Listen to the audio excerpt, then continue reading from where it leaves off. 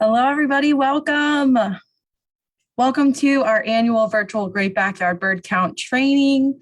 And of course, our Bows for Birds raffle reveal. Hello, everybody. Welcome. We're really excited you guys are here with us today. I'm just going to give us about a minute to let folks get in if you're running late.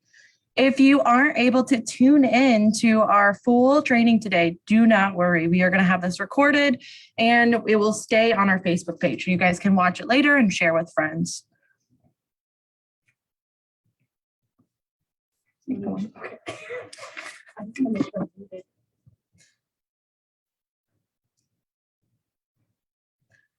All right, so we're going to go ahead and get started with our Great Backyard Bird Count training today in our Facebook Live here. We're so glad that you guys could join us today.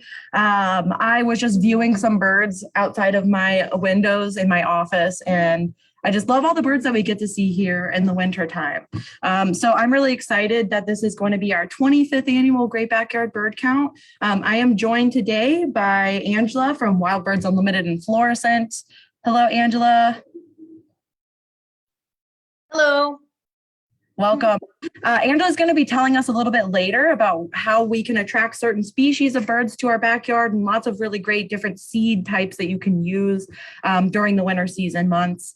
But to start off, I'm going to kick you guys off with our virtual Great Backyard Bird Count training. So if you guys have never participated in this citizen science opportunity before, this is the place for you to be. So just to introduce myself, my name is Emily. I'm the education manager up here at the Audubon Center. And I've been participating in the Great Backyard Bird Count for many years now. So as you guys can see, this is an annual citizen science opportunity that it's taking place between February 18th and the 21st of this year. And this is an opportunity that is made possible through the collaboration of the Cornell Lab of Ornithology, through National Audubon Society, and Birds Canada. If you want to look to find out more information about this opportunity, you can head to the www.birdcount.org. So this is a part of the Great Backyard Bird Count is a global event, which I think makes it really cool. So essentially anybody from anywhere in the world that has internet connection can participate in this opportunity. Because that's what I just love about birds is that no matter where you live, there are birds everywhere, all around us.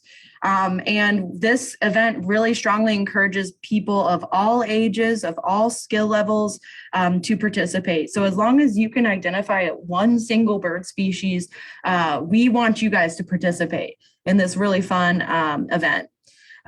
So if you're new to the Great Backyard Bird Count or new to eBird, I'll tell you a little bit about it. Something really exciting is that on eBird, they just opened up some new free online courses that you can take. So if you're kind of a new to birding, I highly encourage you to take advantage of these free courses. They go over the process of counting birds, how to plot different bird locations, or even how to just report them online. So there's lots of great resources for you out there. I encourage you to check out their website and just kind of scroll around. So again, while this is called the Great Backyard Bird Count, you don't have to do it in your backyard. Birds are everywhere, right? So as you can count birds, through your office window, if you work from home, you could do it at your local park, nature centers, schoolyards, in your neighborhood while you're on a walk. This can really be done anywhere. So it's very accessible. So in addition to kind of accepting bird observations from all over the world, really anywhere, you can really use eBird for a lot of different things. It can help you track your bird life list or maybe the birds that you see specifically in your own backyard. You can also use it to look at what birds are being sighted in different states, different provinces. And I use this a lot specifically for riverlands. So if I'm ever working from home and I want to see what birds have been sighted on the Riverlands Migratory Bird Sanctuary, you can actually go onto eBird and type in the hotspot and look at all the different birds and species that have been reported throughout the week out here. So lots of great resources. This is not something that you can only use for the Great Backyard Bird Count, but for year round. All right. So why should you guys participate in this event? Well, first of all, I'm a huge bird nerd. So I love birding in general. So hopefully we got some fellow bird nerds out there. But not only is it fun, but it's really important because, imagine all of the scientists that we have in the world. No single scientist or team of scientists could ever hope to capture as much data as we can as a community during this annual weekend of the Great Backyard Bird Count. So within just 4 days, we are getting tens of thousands of people submitting data on checklists, and we're getting information on millions of birds. So this is very impactful, very important. Your information is providing us with really long-term record data on how bird populations might be changing over time. So make sure that your birds are counted this year, February 18th to the 21st. So what do we learn from this? So we get a lot of data from this opportunity, but it can tell us a lot of really important information. All of the data we submit within these 4 days becomes part of permanent information that anybody can access online and explore. This information can help us track migration patterns from year to year of different species, or are we seeing a change in the abundance of birds or the distribution of them? Or their range, like are they migrating farther up north or south? All this information is really important. We can also learn about the really complex ways that birds are impacted through trends like climate change, urbanization, kind of disease that might be out there, or just kind of human development. So lots of great stuff that we can learn from this data. So now that we know how great it is and why we should do it, how do we exactly participate in this opportunity? Well, it's really easy. Now, it's important to kind of follow just a few really easy steps because we want to make sure that all of our bird counts, all of our data is consistent and collected in the same type of way. So you can really count from any location as long as you do it for at least 15 minutes. Now, you're welcome to do it for longer than 15 minutes, but you need to make those observations for at least at that time frame. It's important to keep track of the total amount of time that you're, checking birds off of the list, and maybe even keeping track of how far you've walked if you're going on a hike, or how much distance you're covering during these observations. So, if you are trying to look at one location, let's say you're watching your bird feeder in your backyard, it's important to try to use your best judgment in how many birds that you're seeing. So for example, like if you're at your bird feeder and you see 3 chickadees pop up, and then another one pops up, so now you have 4 chickadees, and then a couple fly away and you just see 1 chickadee. You would probably report 4 chickadees rather than 7 or 8, right? So keeping some of those things in mind whenever you're importing your data is really helpful and important for keeping all of this consistent and accurate. So another thing that you can follow the guidelines is submitting a new bird checklist each day. So while this does take place over the course of several days, each day you're going to submit a new checklist or observation. And then also with each new location, you're going to do that. So let's say in the morning, you do an observation through your backyard for 15 minutes. You're going to submit that data. And then let's say you come out to the Riverlands Migratory Bird Sanctuary. That's going to be a separate submission for your checklist. And a same for new time. So maybe you're doing your front yard in the mornings and in the afternoons. Might be interesting to see what different birds you get throughout the day. All right, so now that we've gotten all of our data and we understand why this is important, how do we actually submit this information so that it's being used? And so the best thing for you to do is to head over to birdcount.org. The home screen is going to look something like this, and you're going to want to scroll over to participate. So there's lots of ways to participate. There are lots of easy ways for you to help identify these birds. So you can see right on the screen here that some really good apps to go with is Merlin Bird Id. Personally, this is one that I use all the time, and it can keep track of the birds that you're observing. So it's already conducting or creating that list for you while it's also helping you identify birds based off of some of those colors or shapes that you're seeing.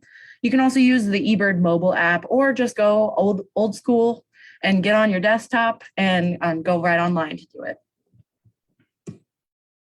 All right, so this is important, like maybe you've been on eBird before. If you have created an account after 2013, then you can continue to use that same account.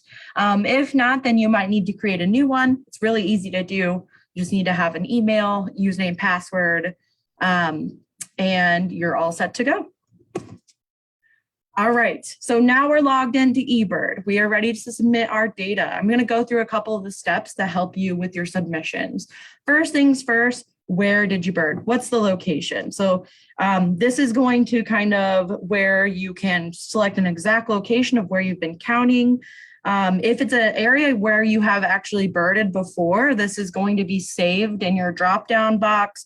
So I already have Riverlands Migratory Bird Sanctuary showing on my screen.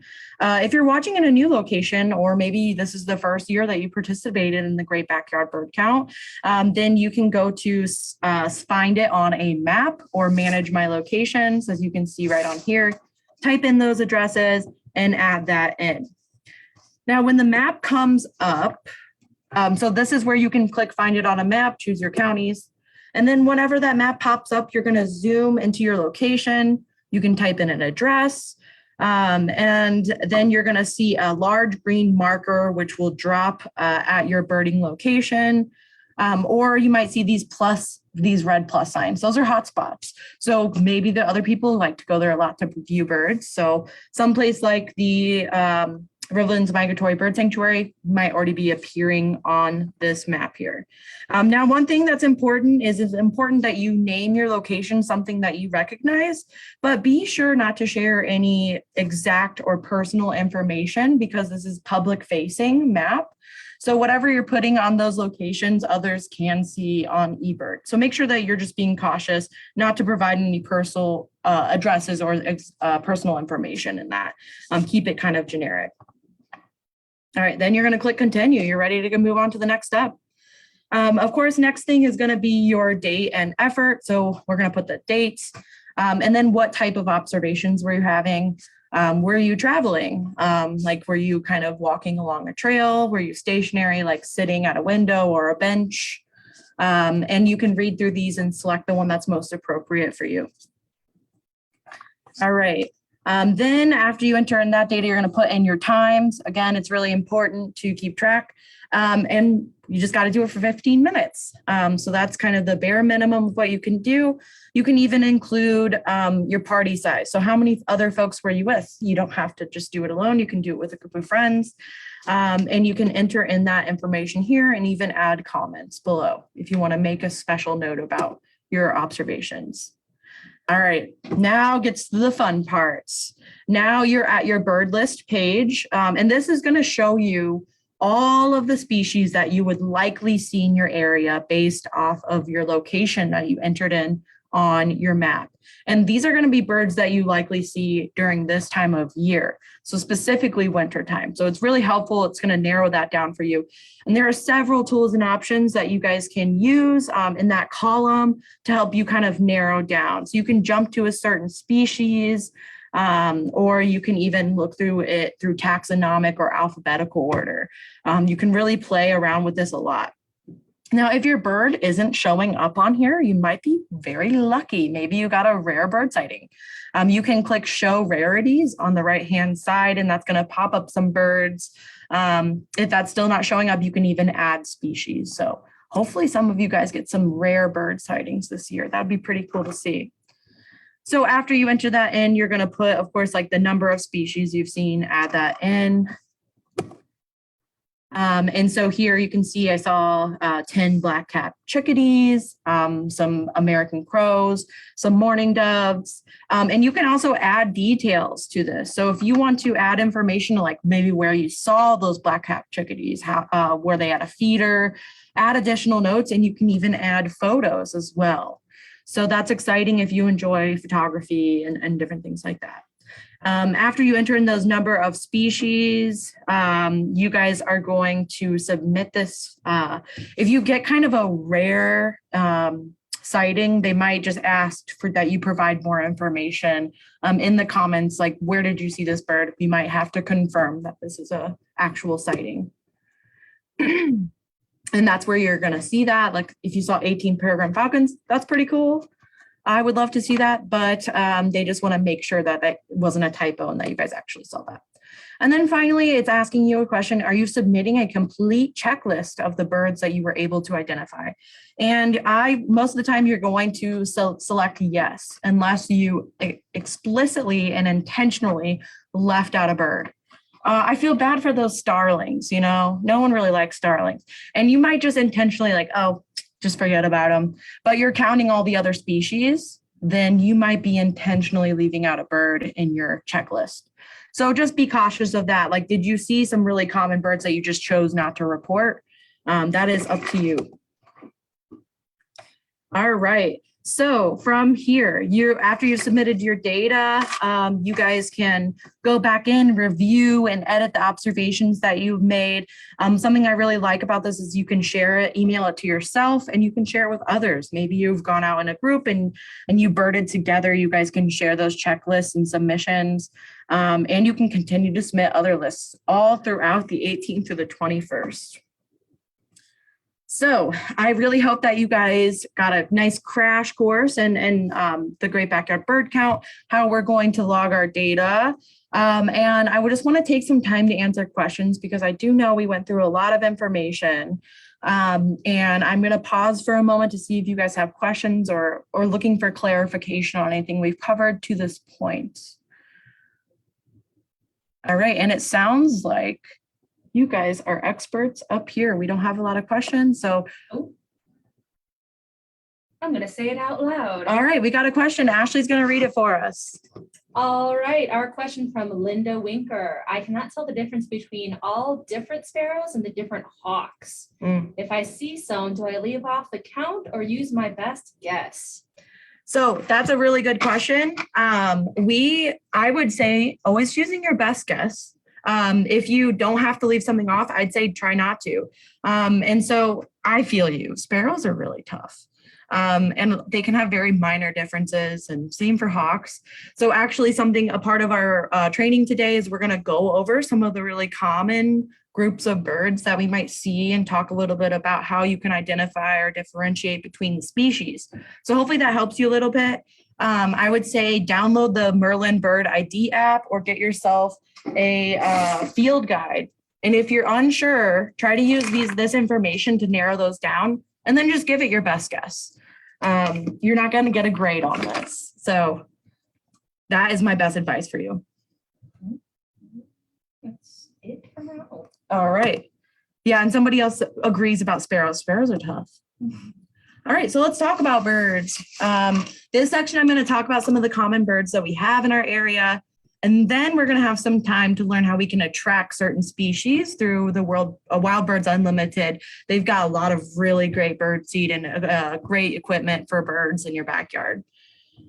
So I'm going to go ahead and kick this off. I love woodpeckers, and I commonly see them, especially in the wintertime. So depending on where you live, you might see these daily. But the woodpeckers that we typically see in Missouri and also in Illinois region are our red-headed woodpeckers. These guys, the juveniles will actually have a very brownish head, but those adults will have a complete red head. We also have the red-bellied woodpeckers, which I always get confused because they rarely have those red bellies. This one's got a red head on him. So they can trick you up a little bit, but for those red-bellied, you're gonna see that the females have red on the back of their heads, while the males might just have red on the tops. And then our juveniles can even have orange around their necks. But then you'll see that there is just a little bit of red poking up on their bellies. Downy woodpecker, now this is a very common woodpecker that you can see in the St. Louis region. I live in the city and I see these guys all the time. I hear them more than I see them too. And our Downy woodpecker, that's our smallest woodpecker in North America, They weigh less than an ounce, very small. And you'll see that the red spot is indicative of the males. The females will not have that red spot. And then you can look at the bird right next to it, is a hairy woodpecker. These guys look very similar to me, especially when they're not right next to each other. It's very hard to differentiate between these two. So this is a great example of like using your best judgment when you guys are participating in the Great Backyard Bird Count. What is different about hairy woodpeckers is they are larger. So they weigh about 2.5 ounces instead of 1. And they are going to have an all white tail on the back of that tail there. While our Downy woodpeckers, they actually will have dots, like dark spots on the back of their tail. And just like the males, Downies, the male hairies will also have a red spot. Biggest thing that I notice whenever I'm out, just from experience, is looking at the beaks. If it has a longer beak, that's going to be your hairy woodpecker. And you can see in this picture, it's a significantly a lot longer and not as blunt. So that's something to look for. Just use your best judgment on the beak size and move forward with it. Pileated woodpecker. I see this guys a lot up in North County, especially in the Spanish Lake area. It's our largest woodpecker in North America. Both male and female will have the crest. Really, really cool bird. Very loud call too. They are often in forested areas. So depending on your habitat, you might get one of these. And we also have the northern flicker. This is like the woodpecker of the city, I would say. So if you guys are in a more urban area, this is a woodpecker that you could definitely see. They have that beautiful flash of yellow on the underneath of those wings as they're flying off. And they also have a little mustache, which I think is fun. The males have the mustache, and the females will just have red on the back of the head. So those are our woodpeckers. I have a couple questions too. All right, we got some questions. I'll take some in the chat. Let me just peek at these real quick, see what questions we've got going on. So one question is, I'll travel that weekend. Can I count in one city one day and then in another city the next day? Absolutely. If you have access to internet and you're birding for at least 15 minutes, you can do these counts or checklists from literally anywhere in the world. So you can do one from Chicago and the next day one from St. Louis. So that's actually pretty cool. I'm a little jealous you get to travel. All right, next question is, would it be better to overestimate the number of a particular species or underestimate, especially if there is a large flock? So this is, I can't really answer this one definitively. I would say just try to use your best guess. Thinking about how we're utilizing this data, I think, this is telling us the health of bird populations. So I think it would probably, personally, in my opinion, be better to underestimate than over, because we don't want to instill this idea that some populations are doing well because of overestimating when they might need help. So I would just try to err on the kind of more conservative side and maybe go on the lower end rather than overestimating. But again, you're not going to get graded on this. Just use your best guess and have fun with it. Next question we have is how to handle a count of birds that are at a feeder and they fly on and off and then they return again within the same time frame. So kind of similar to my chickadee scenario, if you are consistently seeing about 4 chickadees coming and going over the span of 15 minutes, while sometimes you might see 3, sometimes you see 1, sometimes you see 4, I would kind of err on the lower side and say there's probably 4 chickadees rather than 7 or 8. So try to be cautious and watching where those birds are going. If they're popping in and out within just 30 seconds of each other, it's probably the same bird. But again, use your best guess for those. One more question we have before we move on to the next group of birds is, what common feeder visiting birds would you say is the same size or either the hairy or the downy? I often see one at our feeder, and maybe it could be a tufted titmouse or a chickadee will be nearby that I could compare it to. So Angie, do you know what birds would be similar to the size of a downy or a hairy that typically come to your feeders? Do you have an idea on that? I'm thinking maybe a mockingbird. It's kind of hard to tell. I mean, what feeder are they attending to? And what are their predominant colors? But yeah, I would say a mockingbird would be between the two of them, but that's mostly gray and white. Yeah. Kind of tough. Yeah, that would be a tough one. Yeah. So maybe during the backyard bird count, that infamous bird will show back up. Right. We'll get him. Thank you, Angie. All right. So we're going to move on to another group of birds here, our beautiful blue jay. This is a really easy kind of beginner bird to identify because we don't have many other birds with that complete bright blue color. This is one of our only migratory jays. They are often seen in oak trees. If you've got a lot of oak trees in your area, you'll probably find lots of blue jays. And I also learned that they can mock the call of hawks. So they can kind of mimic a hawk call too. So sometimes you might hear some interesting calls from these guys. They can imitate other birds. The American crow. This is a common bird you might see. They're pretty big too, actually. I see a lot of crows up here at Riverlands, and I'm always surprised by the size of them, but they're going to be completely black, and they weigh about 1 pound. They're going to be foraging birds, so they'll probably be like foraging around looking for things to pick through and eat. Our chickadees. So we have the Carolina and the black-capped chickadee.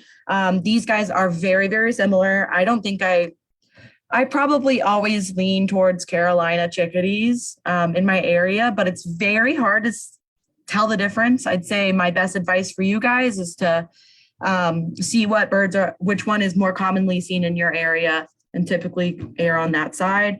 But again, they look very similar. The biggest difference is that one is 0.37 ounces and the other one's 0.39 ounces. So there's a little bit of a difference in size. The black caps are a little smaller. And it just kind of depends on who's breeding in the region and which one we're going to see more. The tough titmouse, these guys are so cute. They have that kind of peachy underside on their belly. They have that gray crest on their head and a black spot by the end of their beak. They are commonly going to be coming in and out of shrubby areas to feeders, and will kind of travel in flocks together. And then we have our white-breasted nuthatch. This is a common bird you can see in the wintertime. And these guys are distinctive in that they move with their head first down a tree. So they kind of like are moving a little bit like upside down on a tree. They'll be about 5 inches in length, and these guys are eating lots of seeds and insects that they find around trees, and they'll come up to lots of feeders. I see them at my suet feeder a lot. One that's similar is the Carolina wren. They kind of have a poking up tail as well, but these guys, their tail is going to be going above of their back. So they're raised above the back of their body. You can see they have a curve shaped beak, and they have a beautiful rusty reddish brown color. They have those white streaks above their eyes. So Carolina wrens, cedar waxwings. This is one of the most beautiful birds that I think we get here, and I rarely see them.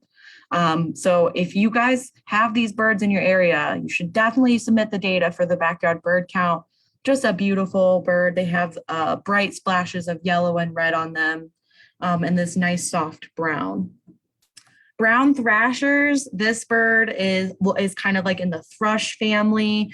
They have those long mockingbird-like tails. They're shaped similar to a mockingbird, but they're going to be rusty red and brown. And these guys have really fun call. So these guys can repeat musical phrases 2 to 3 times. So if you start hearing something that sounds similar to mockingbird, but they have a lot more song in them, those are our brown thrashers. Eastern bluebird, the state bird of Missouri. These guys are going to be more dulled in their color in the wintertime.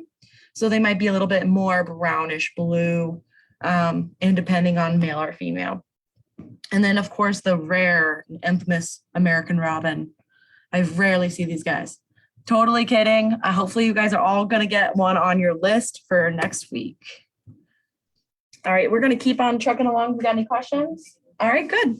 Finches. So house finches are very common at feeders. So these guys are going to have that reddish head and kind of a sparrow-like body. You probably, if you've ever had bird feeders out, you've probably seen these guys. And then we also have the purple finch, which can look very similar to the house finch. Biggest difference is they're going to have red that's going down all the way to the end of their back, while the house finch doesn't have that red on their back, but more kind of in the front and on their head. And this picture, it actually looks a little bit more purple. It never works out that well in nature when you're actually viewing in real life, but I wanted to provide a great example for you guys. Another beautiful bird, American goldfinch. The picture on the right-hand side down at the bottom is more aligned with what they would look like in the winter time. They're going to be a more dulled yellow. And these guys love to talk about snacks. Whenever you hear them calling, they say potato chip. So you might hear them say potato chip, potato chip. And they also like to fly kind of like they're in an invisible roller coaster. So these are the fun finches of the group, I'd say. All right, and then we got the sparrows. You know, these are tough. Sparrows are really tough. So I recommend, again, Merlin Bird Id using a field guide. But here are some sparrows that I see a lot at Riverlands. We have the field sparrow, and they're going to have a very pinkish beak. You're going to see that pink on their beak. That's going to be a big indicator. And they also have a white ring around their eye. They'll have that very long tail. Another sparrow is the fox sparrow. These guys are going to be that really rusty red color, kind of like our brown thrasher that we were talking about. They're going to have a gray crown. It is similar to the field sparrow if you compare, but the biggest difference is that beak. You're not seeing that pink beak like on the field sparrow. There's a little bit of yellow and gray on there. And they have very distinct kind of white wing bars on them. Then another bird is the Eurasian tree sparrow. Now, this is actually not a native sparrow to the United States, but we do have them in this general region, so it is fun to report them. These guys really stand out from other sparrows because they have those cute little black spots on their cheeks, like they're putting on black blush. So they have white cheeks with the black spots, and they'll have that brown cap, kind of like our other tree sparrows have. These are very commonly seen here at Riverlands, and I've also seen them quite a bit in the Creve Coeur area. Another bird is the dark-eyed Junko. This is our male. They'll have that really pinkish bill and then a very dark gray black body with a white underbelly. When these guys fly off, you're going to see a flash of white and black on their tails, and they're very distinctive when you see them.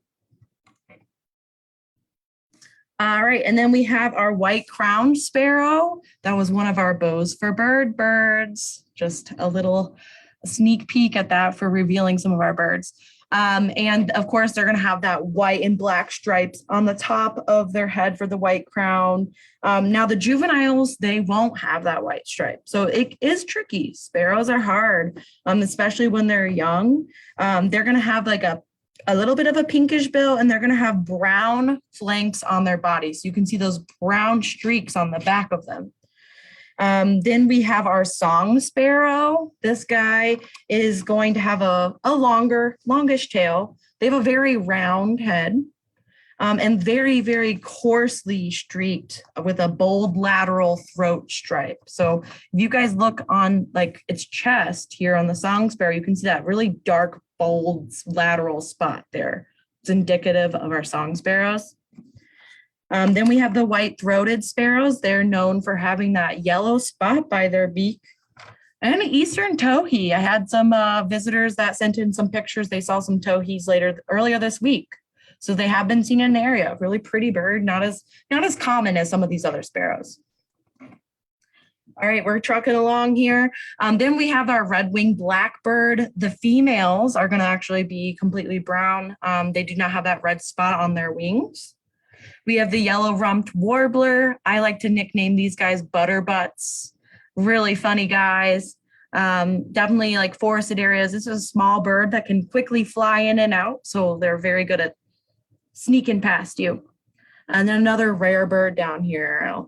are the northern cardinal. So I like to joke around, but hopefully you guys are going to be seeing some of these birds and logging them so we can get more information about them. Beautiful cardinals, I've been seeing a lot, especially against the contrast of the snow we've recently got. All right, I got 2 more slides for you guys. Hold on there. I'm going to talk a little bit about more of the birds that we see here at Riverlands. So if you guys are looking for a place to do your Great Backyard Bird Count checklists, this is an awesome place to come. We've got staff that can help you with your bird ID. We've got paved trails and lots of different species for you to log. So what we've been seeing a lot up here, we've seen lesser scaup starting up the top left there with that bright yellow eye. Top middle, we have the trumpeter swan, which are starting to move back up north.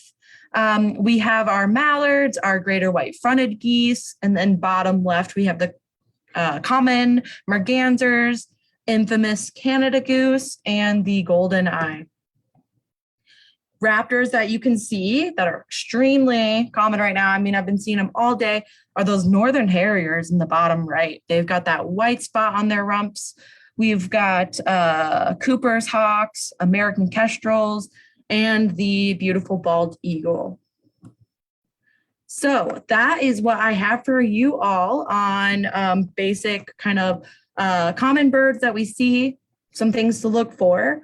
And from there, now we're going to talk about how do we get these birds to our backyard. Let's say you're looking to do the Great Backyard Bird Count from your home. There's lots of awesome ways that you can guarantee to get lots of species. So from here, I'm going to turn it over to Wild Birds Unlimited owner Angela. She knows a lot about birds and a lot about what they like to eat. All right, thanks, Emily. I'm Angela from Wild Birds Unlimited of Florissant, Missouri. We've been serving the bird feeding community in Florissant and the surrounding communities for over 25 years. Bird feeding in winter can be rewarding and enjoyable. Oh yeah, you can go to the first slide.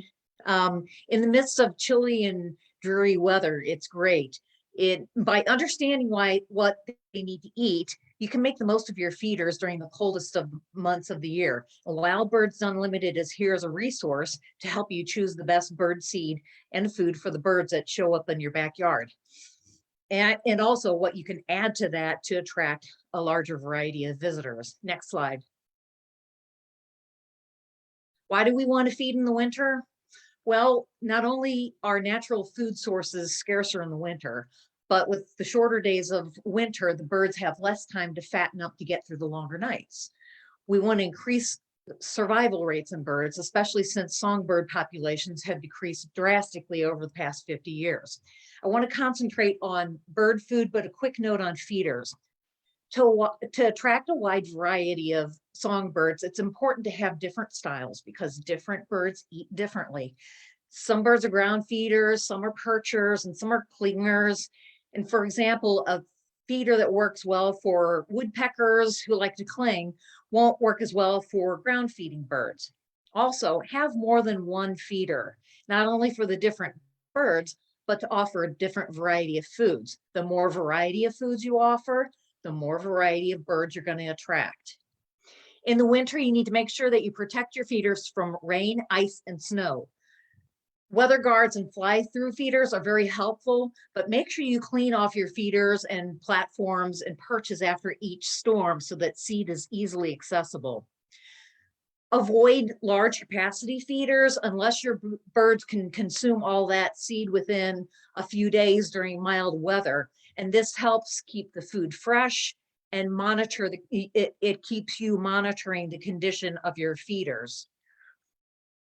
Clean your feeders regularly, very important. We want to keep our birds healthy, and the feeders need to be cleaned and sterilized regularly to minimize mold, mildew, and other unhealthy conditions that could foster disease among our backyard birds, like salmonella or conjunctivitis in house finches. And make sure you discard any soggy seed or seed encased in ice, and be sure to occasionally wipe down those perches, poles, and other parts of the feeders as well. Next slide. So what seeds are good for our birds, for the birds in our area? Well, most of the birds that visit backyards in snowy weather thrive on seeds since insects and fruit are harder to find naturally during the winter. So the best foods to offer birds in colder weather have a high fat or oil content, and that will provide abundant energy for winter survival. Nutritious winter seed for birds include our premium black oil sunflower, which is a great source of energy for birds as it has a high calorie per ounce ratio due to its high fat and protein content. As a single seed, black oil sunflower attracts a good variety of birds. I have one customer who goes through a 20-pound bag of black oil sunflower every day, but he doesn't have that great of a variety as he would if he was offering, say, a mixed blend of seed. Other good seed, peanuts. They're high in protein, high in fat. They're enjoyed by birds such as chickadees, titmice, woodpeckers, nuthatches, Carolina wrens, cardinals, jays. Birds will often grab a peanut from the feeder and then carry it off and cache it for a later meal. If you're looking to be more exclusive with your bird feeding, safflower may be a good solution for you. Many of your favorite birds will enjoy safflower, yet the blackbirds and grackles and squirrels typically don't. So it's a really good problem solver. White millet is great for birds such as juncos, doves, towhees, sparrows, all the birds that naturally forage on the ground for food. Those same birds will really love it if you offer that millet in a tray feeder near the ground. Next slide. A variety of foods gives you a variety of birds. Seed blends are a better value as they give you more birds, but quality and freshness really does make a difference in your birding experience, and Wild Birds Unlimited has the best seed in town, believe it or not. In general, mixtures that contain red millet or oats or other fillers are not attractive to most songbirds and can lead to a lot of waste as the birds sort through the mix. You see that feeder there on the right, the one that kind of has a food layered in it? Notice those little red seeds, those little red round seeds on the lower section of it? That's milo. And along with wheat and a few other grains in there, those are just fillers. It's like buying a bag of popcorn and then opening it up and finding it's filled 2/3 of the way with packing peanuts. Milo especially is for game birds such as wild turkeys, quail, pheasants, and a whole host of birds from the western part of the United States like jays and stellar jays. Additionally, these filler grains can be attractive to bird feeder pests such as squirrels and rats, mice, raccoons, which makes it even less attractive for feeding your songbirds. Another seed I don't really care for is corn. Corn's about as nutritious for the birds as it is for us. Most importantly, it doesn't have a very high oil content that's important for winter feeding. Many of the birds that eat the cracked corn are going to be those larger species with the heartier appetites. It's also a favorite food of other backyard wildlife, including deer, squirrels, chipmunks, raccoons. It can make a good feeder to offer at a separate wildlife feeder to distract them from your bird feeders. Using seed blends, you're going to get more birds. So if you're buying your seed blends at the grocery store, hardware store, or feed store, I encourage you to read those ingredient labels, just like you would for the food that you eat. I recently read a label where they had cherry flavoring as an ingredient. I was like, seriously? So while humans have like 9,000 taste buds, songbirds have fewer than 50.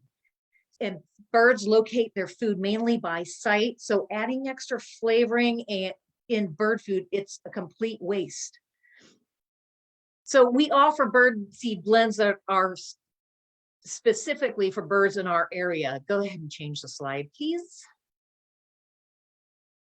Our Supreme Blend is great for year-round bird feeding. Birds are feasting on a bounty of black oil sunflower, striped sunflower, safflower, and sunflower chips. Next slide. With this blend, you'll be mostly attracting cardinals, chickadees, house finches, and nuthatches. Next slide. Birds love our deluxe blend. It's full of sunflower, white millet, safflower, and striped safflower, and it's perfect. It's a perfect multi-purpose blend to feed the birds at the feeder and on the ground. Next slide. All those birds that love sunflower and safflower will enjoy this blend at the feeder, while juncos, doves, towhees will feast on that white millet that hits the ground. Next slide, please. Our no mess blend features seeds that have had their shells removed so that you're only getting the meat of the seed. No hulls in the seed makes for tidier feeding, and therefore no debris is on the ground to clean up. Pound for pound, the no mess blends offer your best value because you aren't paying for uneaten seed waste, and the birds are eating everything. It's comprised of sunflower chips, peanut pieces, and millet. And most of our customers prefer to use the no mess blend in the winter to avoid having to clean up several months worth of hull accumulation beneath their feeders in the spring. Next slide. So you will be attracting all the previously mentioned birds just without the shell mess. No shells, no mess, no waste, 100% edible. Next slide. Our no mess plus blend is like our no mess blend on steroids. It features sunflower chips, shelled peanuts, chopped tree nuts, bark butter bits, cherries, cranberries, and calcium. It's 100% edible, and it meets birds' needs with seeds, fats, and fruits. And it has added calcium to promote strong bones, healthy feathers, and sturdy eggs. Next slide. With this blend, we attract even more birds because it has more attractive ingredients that are favored by woodpeckers, mockingbirds, bluebirds, titmice, and wrens. Next slide. Because birds have different nutritional needs in different seasons, we offer 2 season-specific blends. One is our winter super blend, which helps you to be seasonally savvy by providing birds essential energy and fats to support winter survival. That fat is critical for birds during long winter nights and colder temperatures. Songbirds can use up to 75 to 85% of their fat reserves in one winter night. With our winter super blend, it's our highest fat seed blend, and it's specifically formulated to provide birds that essential energy and fats that are needed to survive whatever the winter's throwing at them. This food is packed full of sunflower chips, pecans, tree nuts, peanuts, bark butter bits, and safflower. Next slide. Our nesting blend will be arriving in March, so you can provide nesting birds with a super boost of protein and calcium for their nesting and molting needs. The need for protein and calcium substantially increases for birds during periods of egg laying. Additionally, the protein is crucial for muscle and feather development in the young birds. Our nesting super blend is our highest protein blend, and it's packed full of sunflower chips, peanuts, mealworms, bark butter bits, safflower, tree nuts, and calcium. This blend is perfect for birds getting ready to nest, while they nest, and while the young prepare to leave the nest. And don't forget, birds have multiple clutches, so this is an appropriate food that you can feed throughout the summer. Both of these blends are available in loose and in seed cylinders. High amounts of protein and fat supports birds' nutritional needs, leading to higher survival rates. Next slide. Although we carry several varieties of suet, our super suet really is a superior suet. They contain our highest levels of fat and protein by blending rendered beef fats, mealworms, roasted peanuts, almonds, pecans, walnuts, and calcium. And birds just can't get enough of this ultimate suet blend.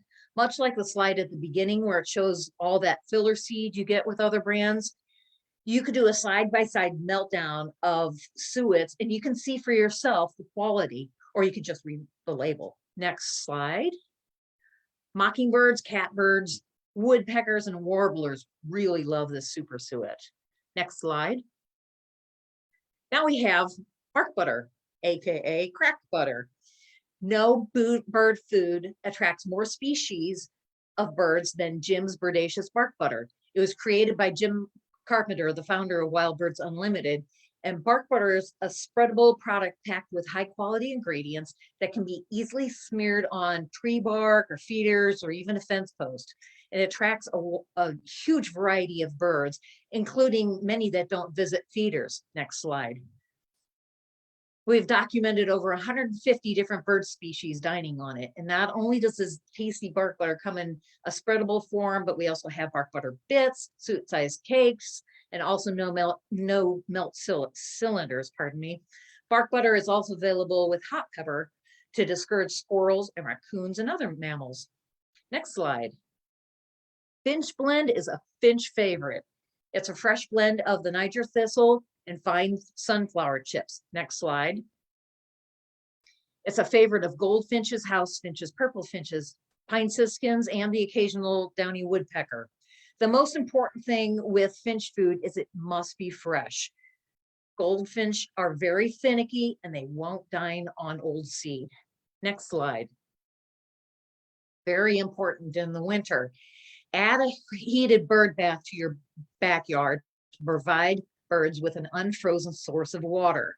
In winter, clean feathers help birds stay warm, and an unfrozen bird bath is often the only way for them to drink and bathe. Well-maintained feathers can actually create a 70-degree layer of insulation between the outside air and the bird's skin. Heated bird baths aren't creating like a bubbling hot tub for the birds. It's just keeping the water above freezing. You will be amazed at how much activity your yard is getting once you've added a heated bird bath. Next slide. So we've lost nearly 3 billion birds in our lifetime. It's staggering. 3 billion breeding birds in the US and Canada since 1970. Providing birds with fresh, healthy, and reliable food sources is essential to help saving our songbirds. Winter feeding goes a long way to help us save our songbirds. And since we're kind of hurting on time, we can just skip over the next 2 slides, Emily. And thank you. All right, thank you very much. We have a quick question for you, Angela. One is about how do you properly sterilize bird feeders? What's the best way to clean them out, and how often should you do it? You should, well, some people say you should be doing it every 2 weeks. It's kind of hard to do in the winter. I do it every month, and that entails scrubbing. Sometimes it's soaking it in a solution, 10 parts water, 1 part bleach, to really sterilize it. Make sure it dries thoroughly after that, and then you can fill it with your bird seed. What was the other part of that? No, that sounds good. And Okay. then one last question is, how long does finch seed stay fresh? If you have any left over from last year, don't use it. It's not, I would say every 6 months, make sure that you're getting fresh thistle. It's mainly the thistle in there where that oil dries out. Awesome. Thank you very much, Angela. I appreciate you telling us more about what birds like to eat. So now this brings us to the final portion of our presentation today that you've all been waiting for, the Bows for Birds raffle reveal. So this was our 2nd annual Bows for Birds event, and essentially it is a St. Louis region-wide bird themed scavenger hunt. We had 12 participating local parks, and we just absolutely love seeing the community getting out, discovering new birds, having fun outdoors, and lots of smiles all around. So we wanted to share some of the photos of some of the folks that came out and participated this year and just had a great time. Hopefully you all learned some new birds while you were out. So way to go. And Russell, I know that they participated last year. So all over.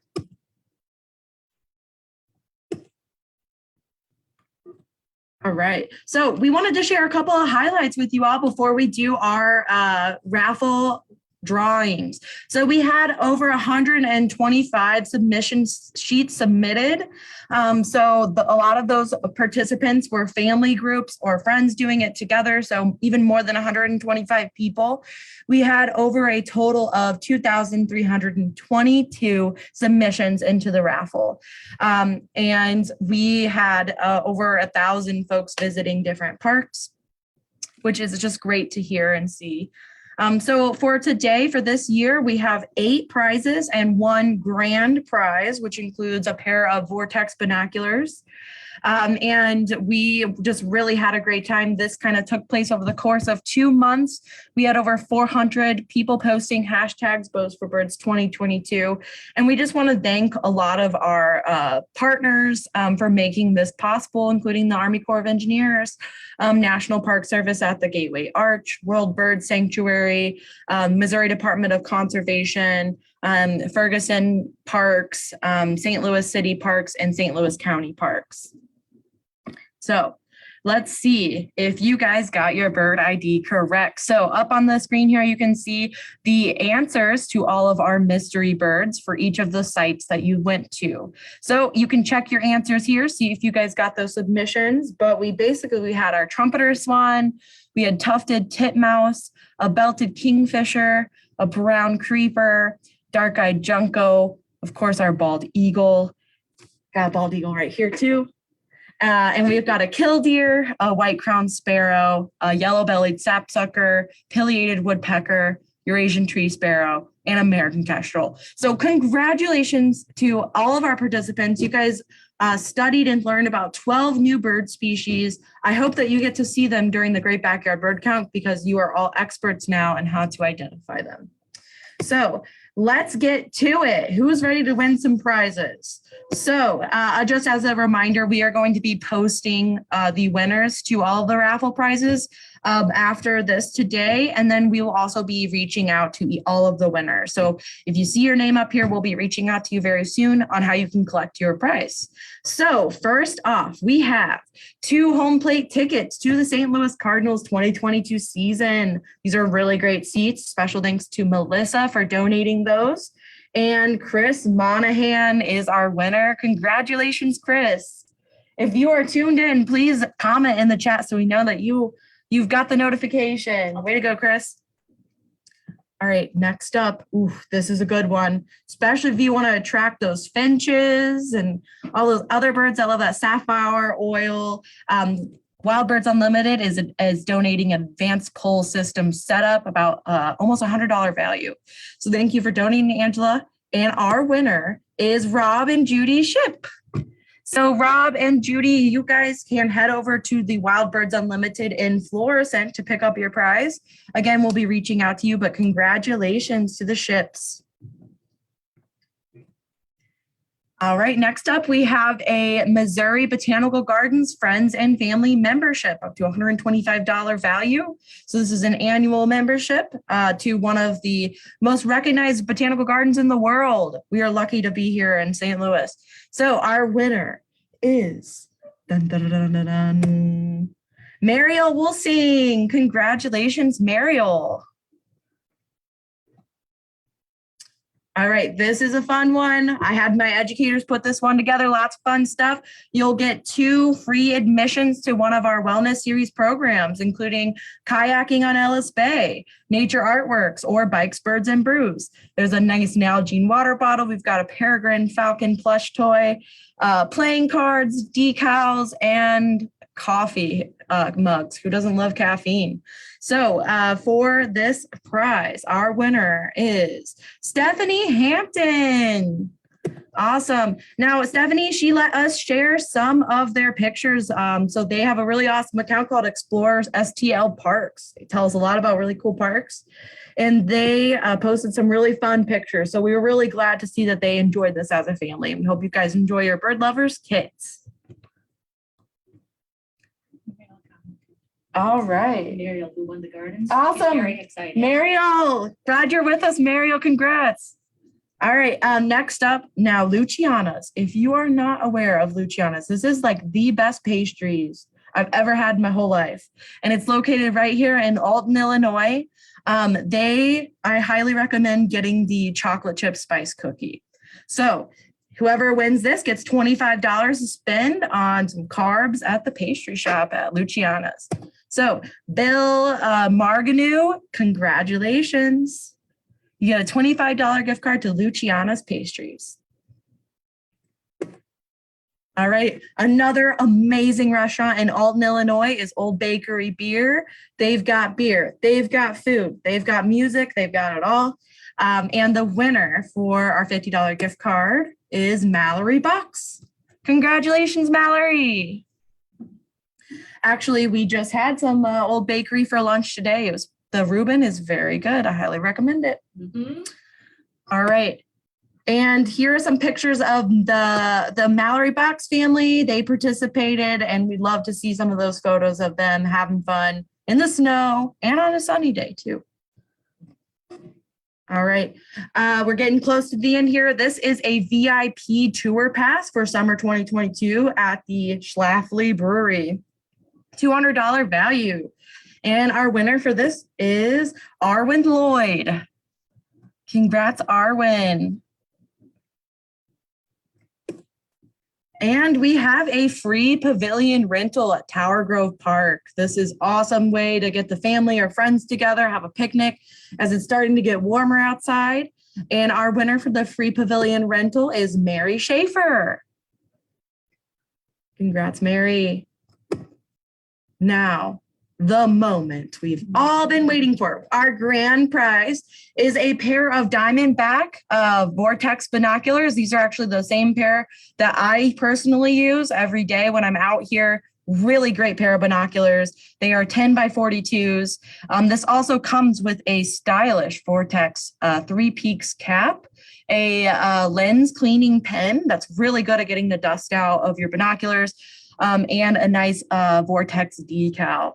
So the winner of our grand prize for 2022 is Haley Acevedo. Congratulations, Haley. Awesome.